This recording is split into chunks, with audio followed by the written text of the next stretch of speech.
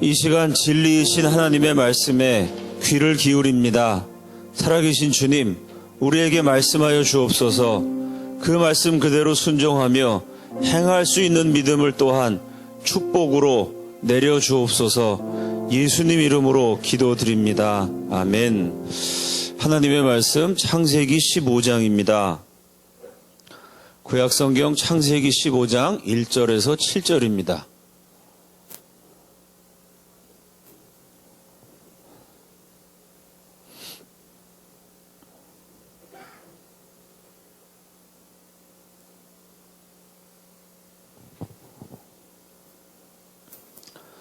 구약성경 창세기 15장 1절에서 7절입니다.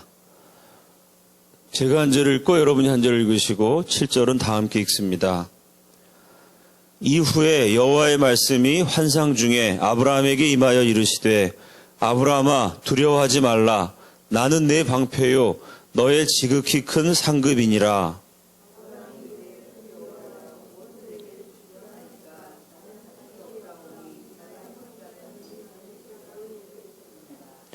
아브라함이 또 이르되 주께서 내게 씨를 주지 아니하셨으니 내 집에서 길린 자가 내 상속자가 될 것이니이다.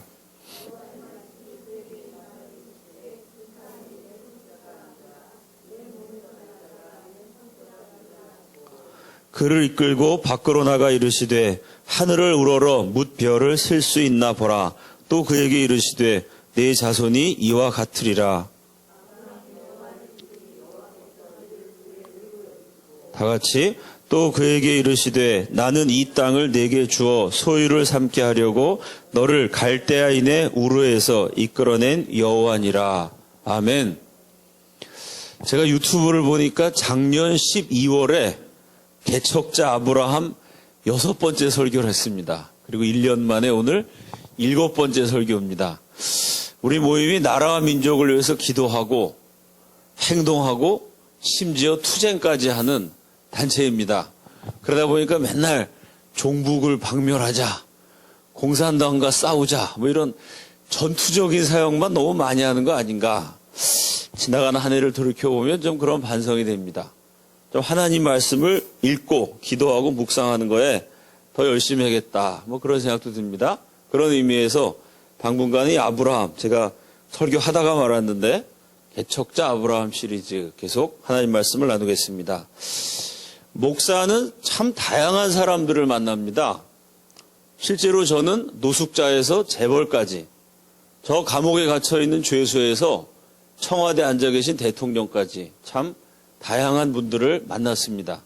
제가 만났던 사람 가운데 제일 불쌍했던 사람, 만나는 것조차도 쳐다보기만 해도 저에게까지 고통이 느껴졌던 사람, 개인적으로는 잠 못 자는 사람입니다. 제가 미국에서 목회할 때 유학생 하나가 찾아왔어요. 이렇게 다가오는데 얼굴만 봐도 막 가슴이 아픕니다. 얘기를 하는데 그 목소리 속에 얼마나 힘들고 어려운 그 삶의 무게에 짓눌린, 뭐가 원통하고 참 힘겹고 고통스러운, 찡그리면서 얘기하는 표정만 봐도요, 그 형제가 갖고 있는 아픔이 느껴져갖고 정말 마음이, 몸이 같이 아팠던 적이 있습니다. 어떤 형제였냐면은 2주일 동안 잠을 못 잔 상태였어요. 4일 동안은 아무것도 못 먹었습니다. 얼마나 인생이 힘들었는지요. 마음의 문제가 컸는지 2주일을 한숨도 못 자고 4일 동안은 아무것도 못 먹고 그러고 찾아왔어요. 그 2주일 동안 머리에 드는 생각은 하나. 잠도 못 자면서 계속 그 생각이 지배한다는 거예요. 이렇게 사느니 뭐하나. 이렇게 힘든데 그냥 확 내가 나를 없애버릴까? 이게 자기를 죽이고 싶은 생각 거기에 사로잡혀가지고 잠도 못 자고 밥도 못 먹는 그런 형제를 만난 적이 있습니다. 한 4시간쯤 대화를 나눴어요. 자살 충동에 시달리는 사람이랑 4시간 얘기를 했더니 나중에 내가 죽고 싶더라고요. 얼마나 힘들고 억울하고 비통한 얘기를 많이 하는지, 이게 잠 못 자는 고통이 얼마나 큰가. 가장 원초적인 생리적인 자연스러운 현상의 하나인 잠조차도 빼앗아가는 인생의 짐이 얼마나 무거운가 절절하게 느꼈던 체험이었습니다. 믿음의 조상 아브라함에게도 잠 못 이루는 밤이 있었습니다. 무엇이 그의 수면을 빼앗아갔을까요? 그리고 그는 어떻게 그 위기를 극복했을까요? 오늘의 본문 창세기 15장은 잠들 수 없었던 밤, 잠 못 이루는 아브라함의 이야기입니다. 첫째로 잠들지 못하게 하는 두려움이 있었습니다. 창세기 14장은 전쟁 이야기죠. 그돌라오멜이 이끄는 네 나라 연합군과 소돔을 중심으로 한 5나라 연합군 사이에 고대 세계의 대전쟁이 벌어집니다. 그돌라오멜이 계속해서 5나라를 격파하는데 그 와중에 아브라함의 조카 롯이 포로가 되죠. 그 소식을 들은 아브라함이 자기 집에서 길리운 자, 사병 318명으로 특공대를 조직합니다. 한밤에 기습 공격을 해서 룻을 구출해내죠. 그돌라오멜과 4개국 연합군은 무방비로 있다가 기습 공격당합니다. 손 쓸 새도 없이 아브라함의 사병의 공격을 받아서 룻을 빼앗겨버리죠. 한밤중이라 상대가 누군지도 몰랐습니다. 얼마나 큰 병력인지도 모른 채 그냥 당했어요. 근데 아침이 밝았습니다. 전투가 끝난 다음에 간밤에 우리를 쳐들어온 놈이 누구야? 어느 나라야? 어느 족속이야? 확인해 보다가 그돌라오멜과 네 나라 연합군은 깜짝 놀라게 됩니다. 왜냐하면요, 무려 4개국 연합군을 기습 공격했을 정도면은 야, 우리가 모르는 신흥 강국이 있어? 어느 나라인 줄 알았습니다. 그 사막을 배회하는 용맹한 어떤 부족인 줄 알았어요. 근데 알고 봤더니 이게 나라가 아닙니다. 임금이 아니에요. 부족이 아닙니다. 부족장도 아닙니다. 한 사람 아브라함 개인입니다. 명색이 그래도 이쪽은 4개의 나라입니다. 나라를 다스리는 왕이에요. 4명의 왕이 같은 레벨의 왕도 아니고 조금 왕보다 레벨이 낮은 부족장, 족장도 아니고 이건 아브라함이란 일개 개인한테 4나라가 당했습니다. 그러니 한편으로는 얼마나 망신스럽고 한편으로는 화가 나고 한편으로는 황당했을까요? 유목민들은 복수를 중요하게 생각합니다. 한번 패배하고 절대 물러나지 않아요. 아버지가 당했으면 그 아들 때 안 되면 손자대에 이르기까지 반드시 당한 것에 대해서는 복수하는 것, 그게 명예입니다. 그게 유구한 역사와 전통입니다. 복수할 줄 모르는 것, 그거는 사람 취급도 못합니다. 사람 취급도 못 받습니다. 그래서 지금도 그 유목민의 후예인 중동 지방에는요, 전쟁이 끊어지지 않습니다. 테러와 약탈이 대를 이어서 계속 이어지고 있죠. 복수에 대한 유구한 역사와 전통을 가진 이 유목 족속들이 아브라함에게 복수를 계획한 것은 당연합니다.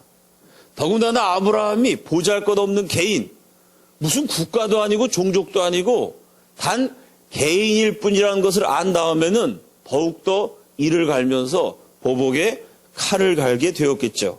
이제 다급해진 쪽은 아브라함입니다. 한밤에 기습 공격해서 물리칠 수 있었지만 4나라가 에워싸고 공격하는데요, 아브라함 일 개인이 막아내기는 참으로 어렵습니다. 아브라함은 두려움에 사로잡혔습니다. 언제 죽을지 모르는 두려움.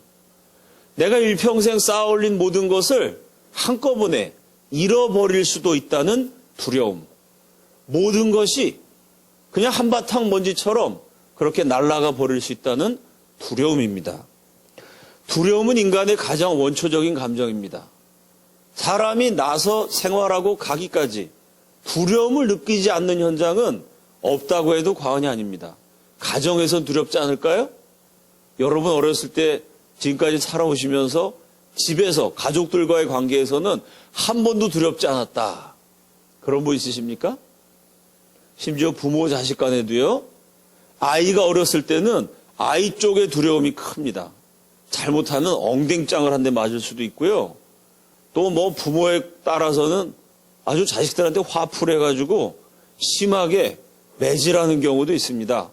뭐 이렇게 매 맞고 자라지 않아도요, 내가 뭔가를 잘해서 부모님께 인정받아야 되는데, 용납받아야 되는데, 내가 저 부모님의 높은 기대를 충족시켜줘야 되는데, 부모님 날 위해서 이렇게 고생하시는데 내가 성적이 조금 최소한 앞에서 세는 게 빨라야 되는데 뒤에서부터 세는 게 빠르다면 두려울 수밖에 없어요.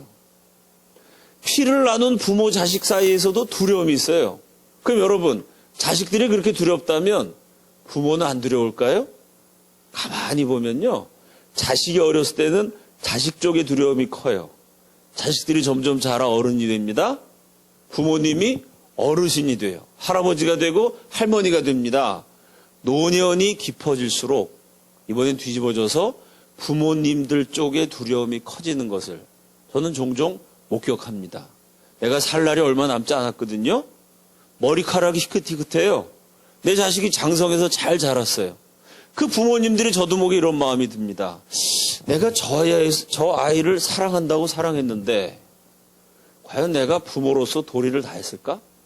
우리 아들이, 우리 딸이 속으로 진심으로 나를 존경할까?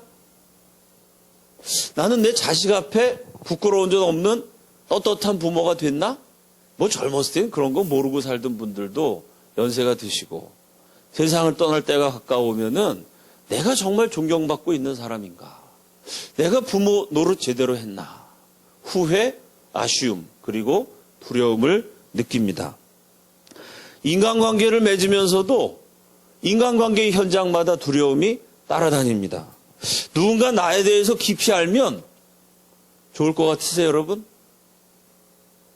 다른 사람들이 여러분의 삶에 감추어진 뒷모습을 속속들이 바라본다면 그래도 그 사람이 내 곁에 남아있을까요? 여전히 나를 좋아할까요? 우리에게는 감추고 싶은 치부가 누구에게나 있습니다. 그 사람을 만날 때도요, 딱 어느 정도까지 내가 오픈하는 한계가 있죠. 그 이상을 보여줬다가는 내 안에 내가 생각해도 이상한, 내가 생각해도 부끄러운, 내가 봐도 한심스러운, 그게 드러났다가는요, 호의를 잃어버릴 것 같아요. 나한테 사람들이 실망할 것 같습니다. 인간관계에서 우리는 그래서 가면을 쓰죠. 심지어 남편과 아내의 관계에서도 자신을 드러내는 것을 두려워합니다. 경제적인 두려움도 있어요. 저는 부자를 참 많이 만나봤습니다.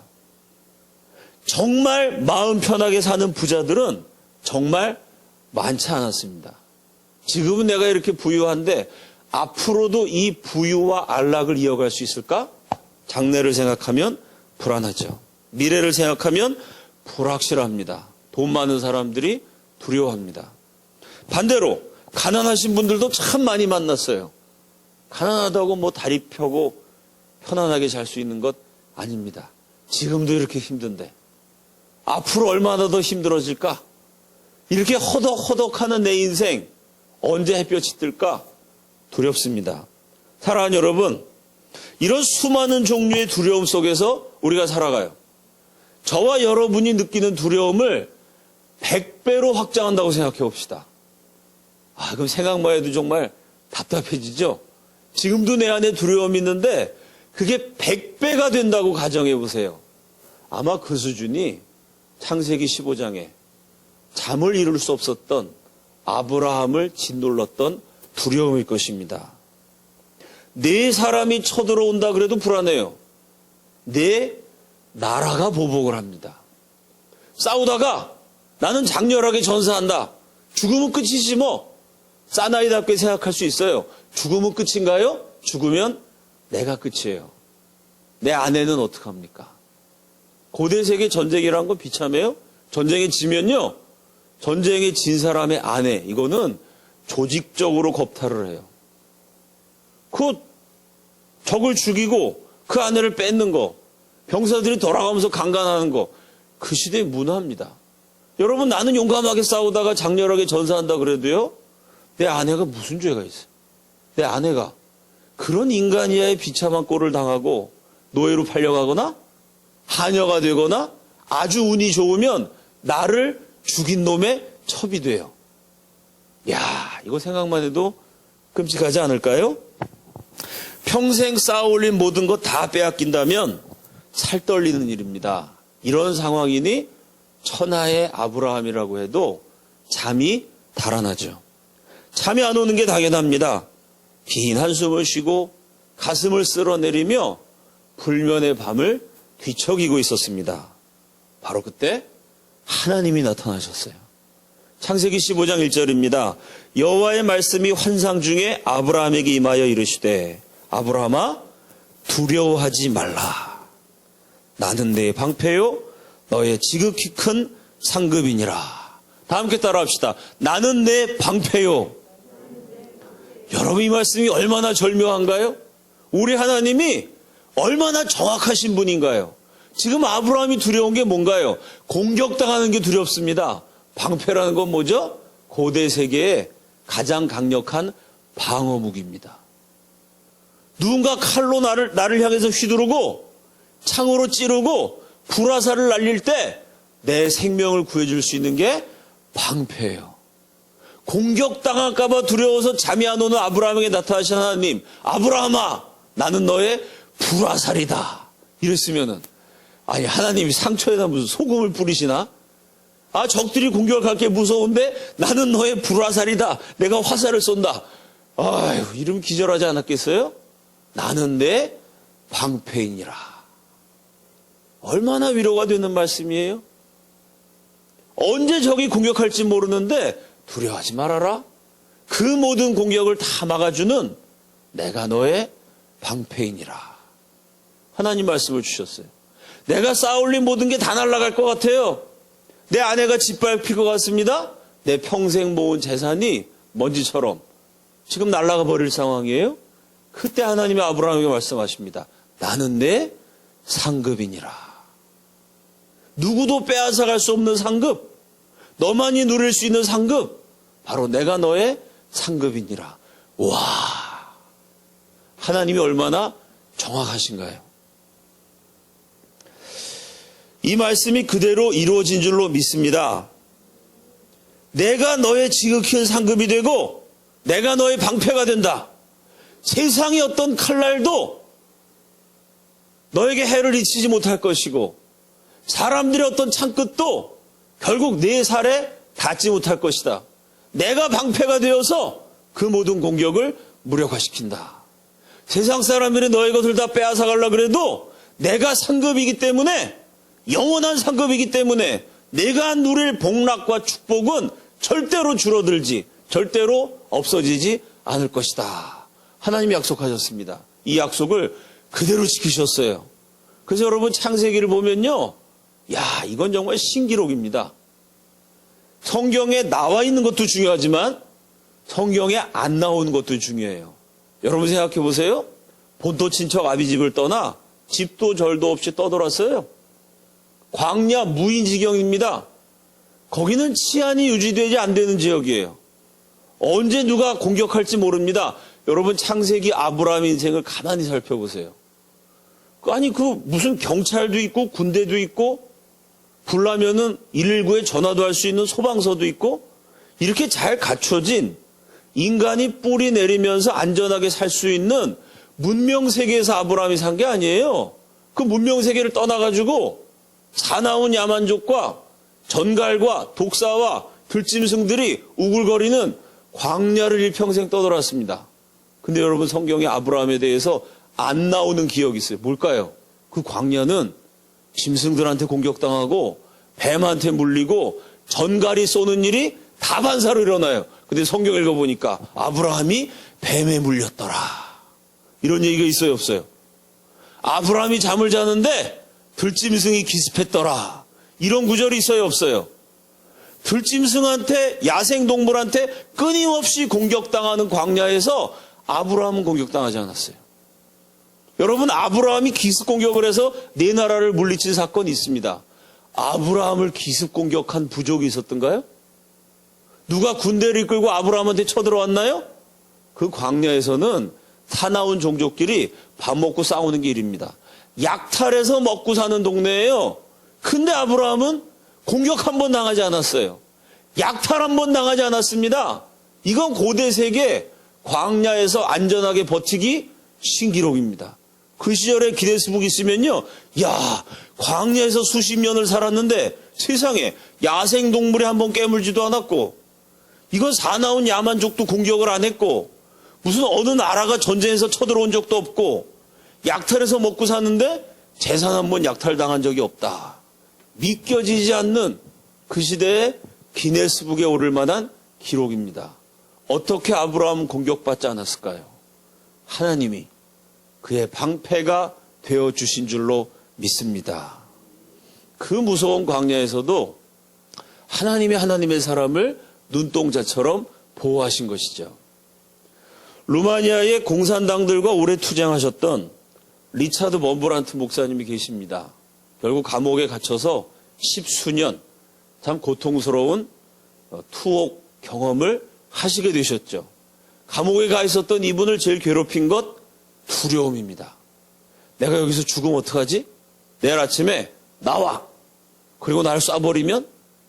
내가 죽으면 그냥 나는 끝난다 그래도 저 감옥 바깥에 있는 우리 아내하고 애들은 아빠, 아내가 이렇게 가버리면, 아빠, 남편이 가버리면 우리 가족들 어떻게 살지? 우리나라는 지금 공산당이 루마니아를 장악해가지고 아주 국민들을 못 살게 구는데 도대체 이 지긋지긋한 공산 독재 통치가 얼마나 계속되지? 나를 생각해도 두렵고, 가족을 생각해도 두렵고, 국민들과 나라를 생각해도 두려워요. 너무 두려워서 성경을 읽기 시작합니다. 성경에 어떤 구절이 눈에 콱 들어왔을까요? 두려워 말라. 이런 구절만 나오면 눈이 번쩍 띄어요. 그 두려워 말라는 구절이 나오면 동그라미를 칩니다. 그 말씀 붙들고 기도해요. 하나님, 제가 감옥에서 너무너무 두렵습니다. 저에게 두려워하지 말라는 말씀 주셔서 감사합니다. 두려워하지 않을 수 있는 믿음을 주소서. 또 읽다가 두려워 말라 동그라미 치고 또 기도해요. 자, 감옥에서 창세기부터 요한계시록까지 성경을 다 읽었어요. 하루는 내가 두려워 말라고 동그라미 친 게 몇 개인가 세봤다 그럽니다. 놀랍게도 366개였어요. 366하고 비슷한 숫자 있죠? 1년이 365일입니다. 가끔 윤년이 돌아오면요, 2월이 29일까지 있어서 몇 년에 한 번씩은 1년이 366일이에요. 리차드 먼브란트 목사님이 이렇게 말씀하십니다. 하나님은 너무도 정확하게 1년 365일, 365분만 있으면 4년에 한 번씩은 하루는 불안해야 되잖아요. 그것까지 쳐서 366일, 윤년까지 계산해서 정확하게 두려워할 수밖에 없는 인생들에게 힘을 주시기 위해서, 위로하시기 위해서, 버티도록 이끌어 주시기 위해서 정확하게 하루에 한 번씩 날마다 두려워 말라. 그래서 366번 말씀하셨다. 이런 간증을 하셨습니다. 인생의 여정에서 우리는 때때로 잠들지 못하는 밤을 만납니다. 두려움이 우리의 수면을 빼앗아갈 때가 있어요. 그럴 때마다 하나님을 기억해야 됩니다. 하나님의 말씀을 기억해야 됩니다. 아브라함에게 들려주셨던 그 위로의 메시지를 기억해야 됩니다. 나는 너의 방패니라.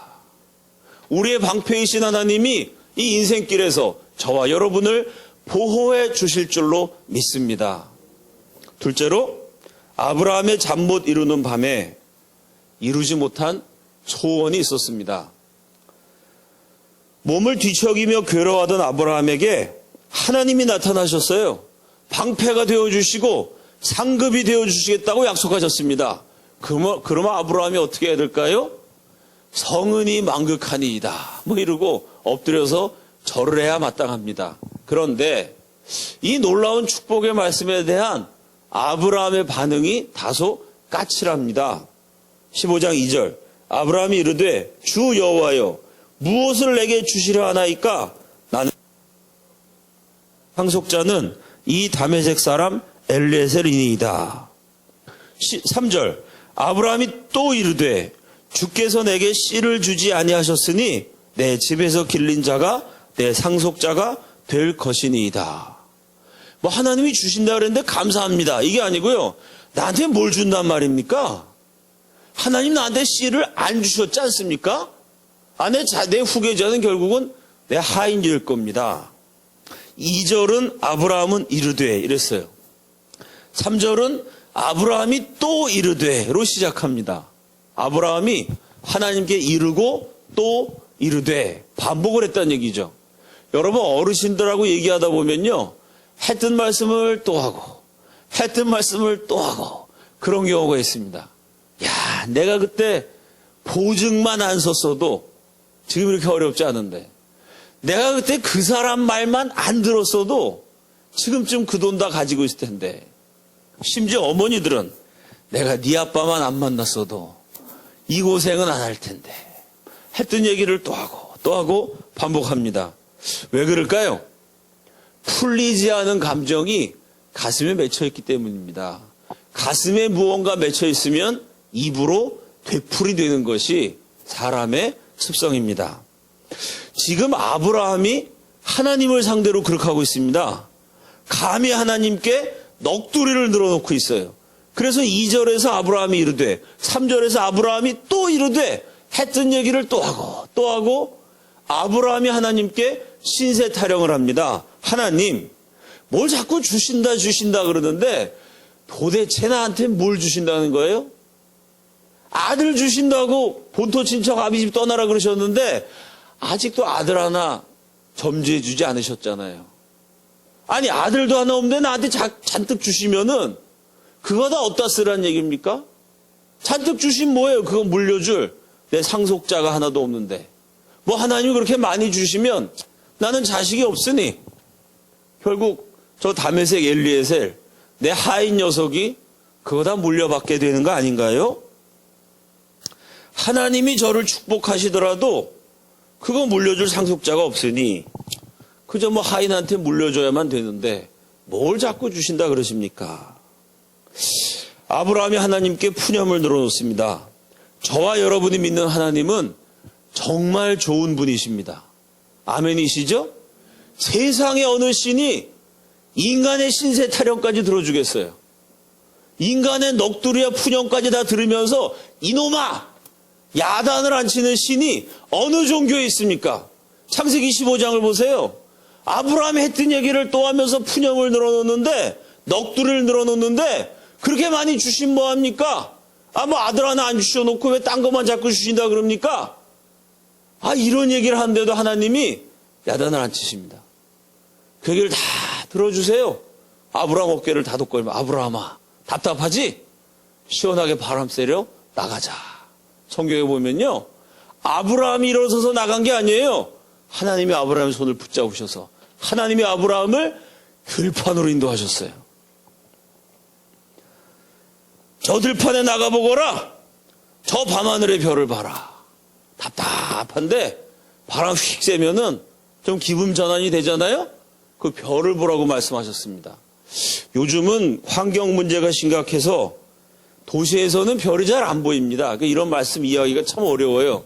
근데 요즘도 여러분 정말 인간의 손길이 닿지 않은 오지에 가면요. 밤하늘의 별이 흘러서 넘칩니다. 전기불 안 나오는 그런 동네 가보면요.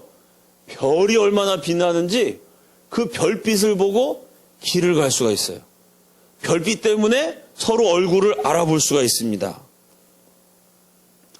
아브라함 시대는 지금부터 대략 6,000년 전입니다. 대기 오염이라는 게 거의 없었겠죠.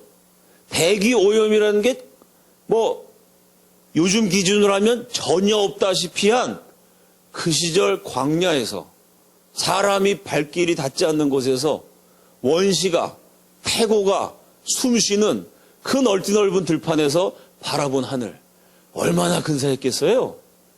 별 무더기가 모여서 강물처럼 흘러갑니다. 그 은하수란 말이 그거잖아요. 별이 강물처럼 흘러가요. 글자 그대로 은하수가 반짝입니다. 그 별들의 파노라마를 바라보고 있으면 확 막혔던 가슴이 뚫려버려요. 그때 하나님이 아브라함에게 말씀하십니다. 창세기 15장 5절 하늘을 우러러 뭇 별을 셀 수 있나 보라. 또 그에게 이르시되 내 자손이 이와 같으리라. 별 하나 별 둘 하둘. 이것도요 문명이 많이 오염된 다음에 나온 얘기입니다. 이 당시에는 별 하나 별둘 하나 이랬다가는 밤새도 다 못 세요. 별이 얼마나 많은데 언제 별 하나 이렇게 합니까? 별 뭉탱이 나, 그 다음 뭉탱이 나, 별 집단 나, 별 집합 나, 이렇게 세야죠. 별이 하도 많아서 별 하나 못 셀 때입니다. 그 강물처럼 흐르는 은하수를 바라보면서 하나님이 저 별을 다 셀 수 있겠느냐? 내 후손이 이와 같으리라. 푸념하는 아브라함, 가슴에 맺혀 있었던 그 소원을 하나님이 들어주신다고 약속하셨습니다. 이 말씀도 그대로 이루어졌어요. 육체적으로도 이루어졌습니다. 아브라함의 육체적 후손, 지금 굉장히 많은 나라들을 덮고 있어요. 영적으로도 이루어졌습니다. 갈라디아서에 보면은 예수 그리스도를 믿어 구원받는 우리가 영적으로 아브라함의 후손이라. 사도 바울이 그런 논리를 펼치고 있습니다. 육체적인 후손도 영적인 후손도 그 셀 수 없는 무별처럼 많아지는 아브라함의 소원이 그대로 이루어진 줄로 믿습니다.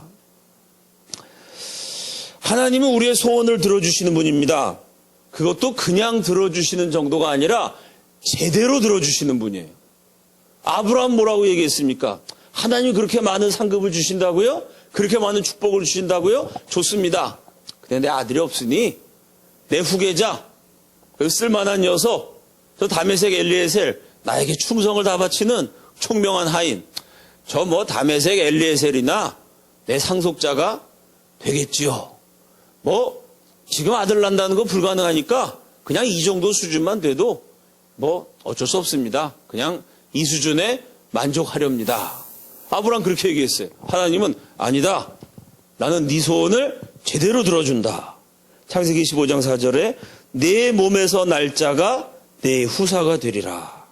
우리의 소원을 들어주시되 대충이 아니라 제대로 들어주셨습니다. 아들이 없으니 자선책으로 하인이라도 좋습니다. 아브라함은 얘기했지만 하나님은 차선이 아니라 최선으로 그의 소원을 들어주셨어요. 하나님이 우리의 소원을 들어주신다면 우리는 하나님만을 의지해야 됩니다. 근데 그게 정말로 쉽지 않아요. 어떤 사람이 낭떠러지에서 떨어졌습니다. 바닥에 꽝 떨어졌으면 크게 다쳤을 텐데 날렵하게 손을 뻗어갖고요. 낭떠러지에 삐쭉 나와 있는 나뭇가지를 딱 붙들었어요. 그러니 손으로 있는 힘을 다해 나뭇가지를 붙잡고 대롱대롱 매달려 있습니다. 손에 힘이 닿으면 떨어져요. 나뭇가지가 부러져도 떨어져요. 크게 다칠 수 있습니다. 저 절벽 꼭대기를 쳐다보고 비명을 질렀어요. 그 위에 누구 없어요? 사람 살려! 그 외쳤습니다. 얼마나 간절하게 외쳤는지 그 소리가 하늘에 상달됐어요. 하나님이 그 소리를 들으시고 사람을 딱 보니까 나뭇가지에 매달려서 대롱대롱 이 나뭇가지가 언제 부러질지 몰라요. 하나님 말씀하십니다. 내가 너를 지켜주리라. 그 나뭇가지가 부러져서 땅에 떨어져도 걱정하지 말아라.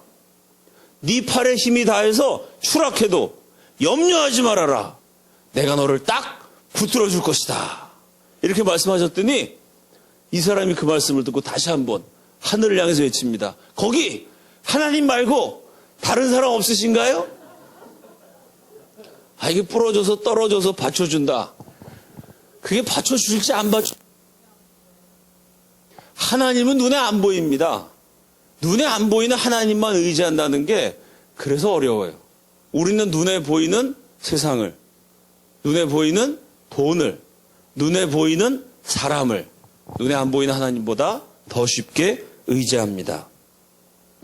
눈에 보이는 어떤 것들이 내 소원을 이루어주고 내 비전을 성취해 주리라고 믿습니다. 사랑하는 여러분, 그래서 우리 모두에게 말씀이 중요해요. 하나님이 눈에 보이지 않기 때문에 우리는 이 말씀을 통해서 확인해야 됩니다. 이 말씀을 찬찬히 들여다보면요, 눈에 보이지 않는 하나님, 그러나 그분이 이루신 일이요, 내 눈앞에 멋진 광경으로 펼쳐져 있어요. 이 말씀도 보세요. 하나님이 방패가 되어준다고 말씀하셨고 아브라함 인생 마지막까지 읽어보니까 진짜 방패가 되어주셨잖아요. 내 몸에서 날짜가 내 후사가 되리라 말씀하시고, 아니 100살이 됐는데 그 노인네한테 정말 아들을 주시지 않았습니까? 눈에 보이지 않는 하나님이지만 그분의 약속의 말씀을 붙들고 갈 때 그 결과가 우리 눈앞에 보입니다. 그래서 우리는 말씀을 통해서 하나님만 의지해야 됩니다. 잠 못 자고 뒤척이던 아브라함에게 하나님은 보석처럼 찬란한 별들을 보게 하셨죠. 그 별들처럼 많은 후손을 주시겠다고 약속하셨습니다. 그 약속은 그대로 이루어졌어요. 아브라함의 잠 못 이루는 밤은 별이 쏟아지는 찬란한 밤이 되었습니다.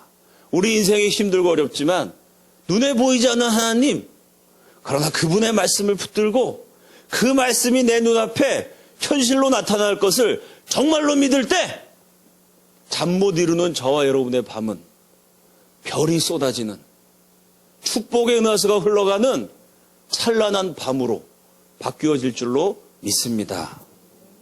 아브라함의 잠 못 이루는 밤은 축복이었습니다. 그 밤에 그는 두려움을 이겨낼 수 있었고요. 후손의 약속도 받았습니다. 그리고 셋째로 잠 못 이루는 밤에 하나님은 아브라함을 의롭다고 인정해 주셨습니다. 기독교의 위대한 교리 가운데 이신득의 사상이 있습니다. 마틴 루터가 일으켰던 종교개혁의 핵심입니다. 기독교 교리의 심장이죠. 이신득이란 믿음으로써 의롭다 하심을 얻는다는 말입니다. 성경 전체에 이 이신득의의 교리가 면면히 흐르고 있습니다. 믿음으로 의롭다함을 얻는 이신득의, 이신칭의 이 교리가 최초로 나타난 구절이 오늘의 본문입니다. 창세기 15장 6절. 아브라함이 여호와를 믿으니 여호와께서 이를 그의 의로 여기시고. 다 함께 따라합시다. 믿으니. 여기 아브라함이라는 인간과 여호와 하나님과의 관계가 나와요. 인간과 관련된 동사, 인간이 했던 행위는 뭐냐면 믿음입니다. 아브라함이 한 거는 믿는 거예요. 사람 쪽에서 하나님께 나아갈 때 요구되는 것은 믿는 것입니다. 아브라함은 믿으니 그랬어요. 그 다음 또 한번 따라합시다. 여기시고. 사람이 믿으니 하면 하나님의 동작은 여기시고입니다. 여러분, 여긴다는 얘기가 뭐예요? 사실은 그렇지 않은데 그런 것으로 간주해 준다는 뜻입니다. 그렇지 않습니까? 사실이 아니고 사실에서 부족하고 사실에 도달하기는 미흡하지만 그런 거로 쳐줄 때 그게 여긴다는 말입니다.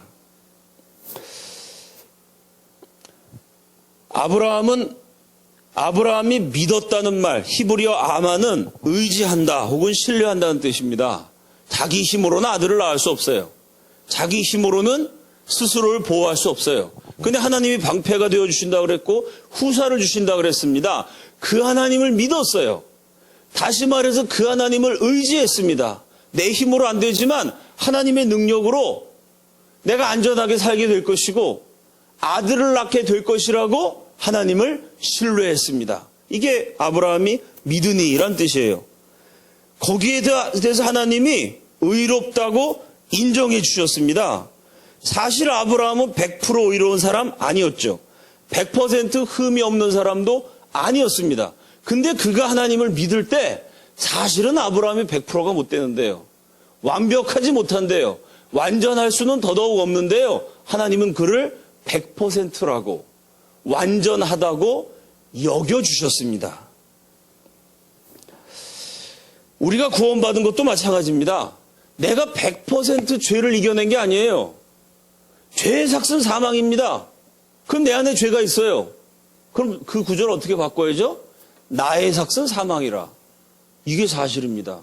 죄의 삭이 사망인데 내 안에 죄가 있습니다. 죄 속에서 숨쉬고 죄 속에서 살아가요. 죄 짓는 수레바퀴 매일매일 돌아가는 그런 인생을 이어갑니다. 죄의 삭이 사망이라면 나의 삭도 사망이죠.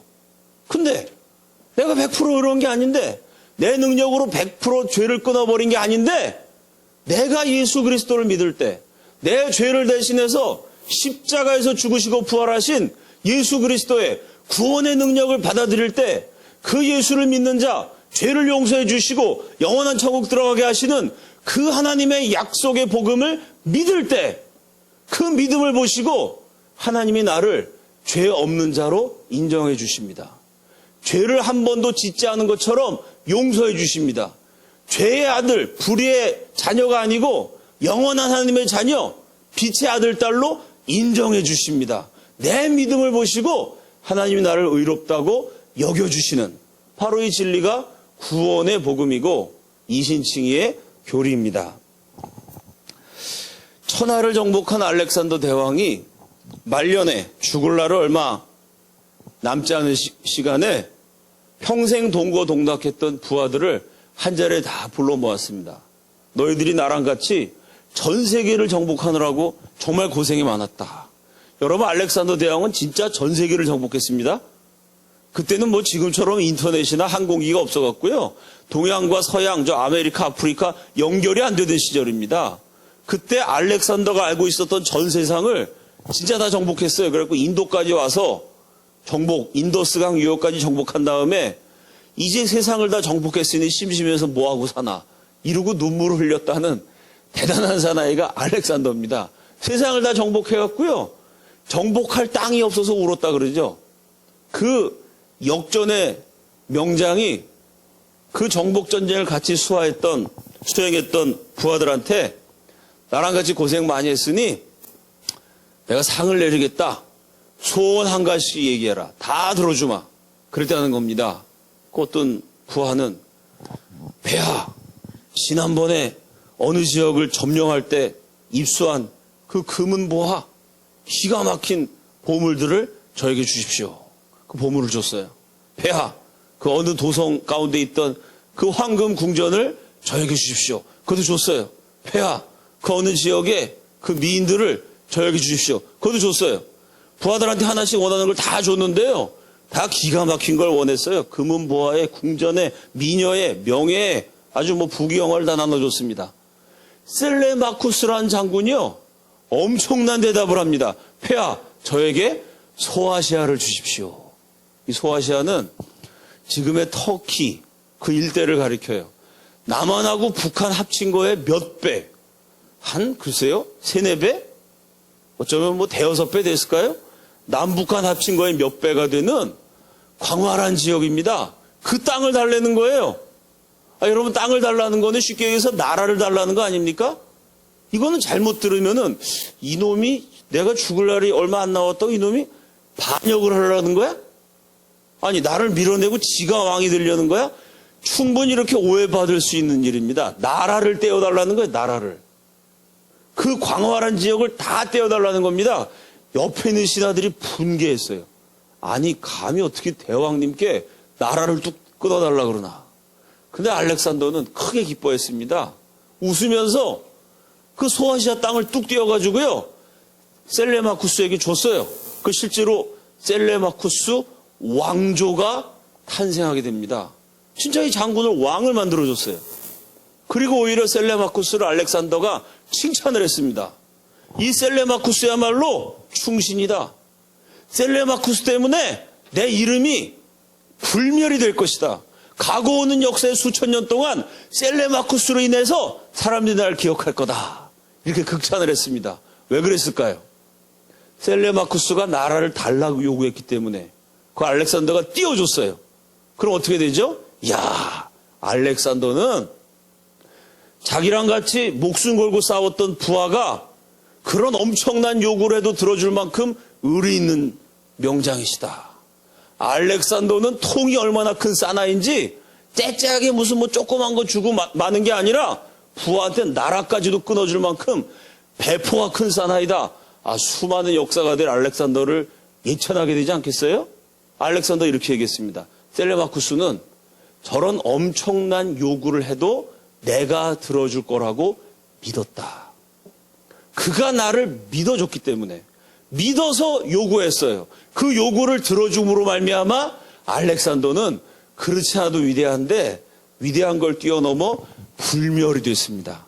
자기 부하에게 나라까지도 띄워줬던 그렇게 의리 있는 대왕, 그렇게 통이 큰 사나이, 내가 소원을 들어준다 말해놓고는 그 말을 딱 그대로 지켰던 위대한 리더로 알렉산더 이름이 기억되게 만들었어요. 셀레마쿠스가 나를 믿어줬기 때문에. 이런 보통 사람은 상상도 못하는, 보통 사람 이런 얘기 했다면 목이 달아나는 그런 엄청난 요구를 해도 들어줄 만한 대단한 위인으로 나를 믿어줬기 때문에 저 셀레마쿠스로 인해서 나의 이름은 불멸이 될 것이다. 알렉산더는 그렇게 이야기했습니다. 믿어서 셀레마쿠스는 소아시아를 차지했습니다. 능력이 부족한 신에게는 행위가 문제가 됩니다. 신인데 허약해요. 무슨 놈의 신이? 찌질합니다. 그 인간이 자꾸 그 신을 도와줘야 돼요. 그 신이 뭐가 그냥 내버려두면 사람들한테 다 잊혀질까봐 그 신의 모양으로 우상을 만들어야 돼요. 동상도 만들어야 됩니다. 그 신이 배고프기 때문에 먹을 것도 갖다 줘야 돼요. 공양미, 삼백석 뭐 이런 것도 바쳐야 되고요. 그 신을 위해서 뭐 심청이가 인당수에 빠지기도 하고 사람도 제물로 바쳐야 돼요. 신이 얼마나 약한지 사람을 죽여가지고 이 사람이 영혼이 그 신한테 가갖고 받들어줘야 돼. 신을 좀 보살펴줘야 돼. 다 허약하고 찌질한 신들의 이야기입니다. 신의 능력이 막강하다면 여러분 인간의 도움이 뭐 필요하겠어요? 내가 막강한데 네가 바치지 않아도 내가 신으로서 잘 먹고 잘 살고 아무 부족함이 없는데 막강한 신에게는요 인간의 행위라는 게 별 의미가 없어요. 그렇지 않습니까 여러분? 비유하자면 내 재산이 한 10조쯤 돼요. 내 재산이 10조인데 누가 나한테 10원을 줘. 10조 10원이나 10조나 차이가 있습니까? 100만 원을 줘. 차이가 있어요? 내 재산이 10만 원이라면 누가 100만 원 주면 와, 내 재산이 갑자기 10배로 뛰어요. 그건 대단하죠. 내 재산이 10조야. 100만 원. 눈에 안 보여 그건. 그렇지 않습니까? 신의 능력이 막강하면요. 인간이 뭘 한다는 행위가 그게 뭐 그렇게 큰 의미가 없어요. 신이 전능하다면. 그 신에게 불가능이 없다면요. 신이 전지하다면. 그 신이 모르시는 게 없다면요. 그의 지혜와 능력이 끝없이 무궁하다면 그런 신을 섬기는 신자에게 가장 필요한 것은 믿음입니다. 그 신이 뭐가 부족하다고 내가 보태드려요? 내가 뭘 도와줘서 허약함을 메꿀 게 있어요? 그 신은 전능하세요. 그 신은 전지합니다. 그 전지하고 전능한 능력을 쓸 데가 없어갖고 몸이 근질근질하세요. 그럼 어떡하죠? 내가 믿어야죠. 마치 그 위대한 알렉산더를 셀레마쿠스가 믿어줬던 게 그게 알렉산더를 기쁘게 했던 것처럼 전지하시고 전능하신 하나님은 그래서 저와 여러분에게 믿음을 요구하십니다. 도저히 불가능한 상황, 인간의 능력으로 앞을 헤쳐나갈 수 없는 상황이 될 때 그때 부르짖으면 하나님은 오히려 기뻐하세요. 왜? 드디어 내가 전능자인 것을 너에게 보여줄 수 있구나.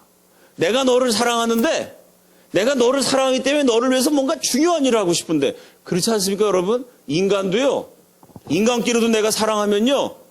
선물을 줄 때 시시한 거 주고 싶어요? 귀중한 거 주고 싶어요? 누구나 다 얻을 수 있는 그런 거 주고 싶어요? 나만이 줄 수 있는 거 주고 싶어요? 인간끼리 사랑해도요. 소중한 거, 딴 데서 구하기 어려운 거, 나만이 해줄 수 있는 거 그거 해주고 싶지 않겠어요? 전지하시고 전능하신 하나님. 나만이 할 수 있는 무언가를 내가 정말 사랑하는 너를 위해서 해주고 싶은데 내 인생이 사면 초과예요? 막다른 골목에 막혔어요. 그러면 내가 아무리 발버둥 쳐도 헤어나갈 수 없는 그런 늪에 수렁에 빠져들고 있으면요. 사람들은 부담스러워해요. 저거 도와달라고 하면 어떡하지? 쟤 도와주다 나까지 힘들어지는 거 아니야? 문자 보내면 막 씹고 그러겠죠? 길 가다가 만나면 슬금슬금 피하겠죠? 사람은 그래요. 왜? 전능하지 못하니까. 그러나 도저히 내 힘으로 인간의 능력으로 안 되는 상황에 내가 하나님께 부탁하면 하나님은 기뻐하시겠죠. 내가 사랑하는 너를 위해서 이 세상 어느 누구도 못하는 어느 종교의 신도 할 수 없는 나만이 할 수 있는 것, 전능자만이 할 수 있는 것을 할 수 있는 기회를 아무도 줄 수 없는 선물, 나만이 줄 수 있는 선물을 사랑하는 너를 위해서 줄 수 있는 기회를 내가 나에게 주었구나. 그로 하나님은 기뻐하십니다. 그래서 아브라함이 인간의 능력으로는 거기서 공격 안 당할 재주가 없어요. 아들 낳을 상황이 못 됩니다. 근데 하나님이 방패가 되어 주신다 그러고 후사를 주신다 그랬을 때 믿었어요. 하나님의 전능하심을 믿었어요. 그 믿음이 예뻐서, 그 믿음이 기뻐서, 그 믿음에 감격하셔서 하나님은 아브라함을 의인으로 인정해 주셨습니다. 두려움에 떨고 있는 나에게 하나님이 방패가 되십니다. 이루지 못한 소원으로 잠들지 못하는 밤, 별이 빛나는 찬란한 밤이 되게 하십니다. 내가 100% 의인이 아닌데도 구원하시는 하나님을 믿는다는 이유로 나를 의인으로 여겨주십니다. 하나님은 나를 위해서 모든 것을 해주실 수가 있습니다. 그 하나님을 제발 믿으라고 오늘 성경은 저와 여러분에게 요구합니다. 사랑하는 여러분, 우리가 정말로 믿을 때, 아브라함을 이렇게 축복하신 하나님을 믿을 때, 그 하나님이 지금도 살아계시다는 것을 믿을 때, 아브라함의 믿음을 계승한 전능자이신 하나님을 믿는 자에게 아브라함에게 주셨던 동일한 축복을 지금도 쏟아 부어 주실 수 있다는 것을 믿을 때 성경의 모든 약속은 저와 여러분의 현실이 됩니다.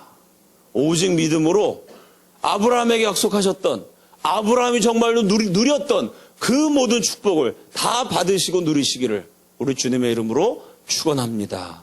기도하겠습니다.